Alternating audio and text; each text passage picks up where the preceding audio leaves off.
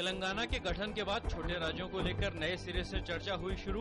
बसपा ने राज्य पुनर्गठन आयोग का गठन कर उत्तर प्रदेश को 4 हिस्सों में बांटने की वकालत। देश के कई अन्य राज्यों में भी अलग अलग राज्यों को बनाने की मांग हुई तेज। तेलंगाना के गठन की घोषणा के बाद इसके समर्थक मना रहे हैं जश्न। लोगों ने मिठाइयां बांटकर किया खुशी का इजहार। लोगों का मानना है कि नए राज्य के गठन से इस क्षेत्र के विकास पर दिया जा सकेगा ध्यान। वित्त मंत्री पी चिदम्बरम ने कहा कि निवेश पर मंत्रिमंडल की समिति ने 1.6 लाख करोड़ रुपए के निवेश की 157 परियोजनाओं को दी मंजूरी। कहा सरकार को भरोसा है कि 2013-14 में चालू खाते के घाटे के लिए धन की व्यवस्था मुद्रा भंडार से धन निकाले बगैर कर ली जाएगी। कांग्रेस महासचिव और आंध्र प्रदेश के पार्टी प्रभारी दिग्विजय सिंह ने आज कहा कि तेलंगाना राज्य के गठन के बाद 10 सालों तक हैदराबाद को आंध्र प्रदेश और तेलंगाना के संयुक्त राजधानी बनाए रखा जाएगा।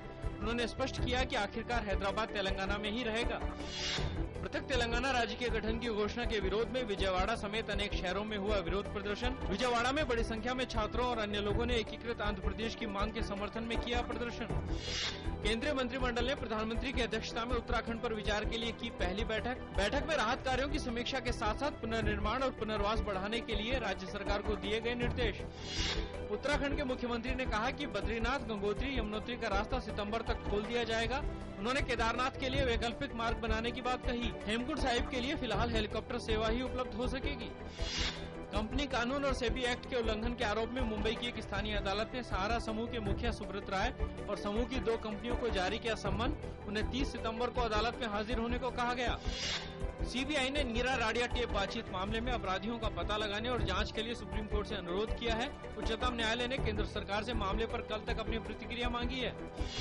विकीलीक्स को खुफिया दस्तावेज लीक करने का आरोप झेल रहे अमेरिकी सैनिक ब्रैडली मैनिंग को शत्रु की मदद करने के सबसे गंभीर आरोप से बरी कर दिया गया है।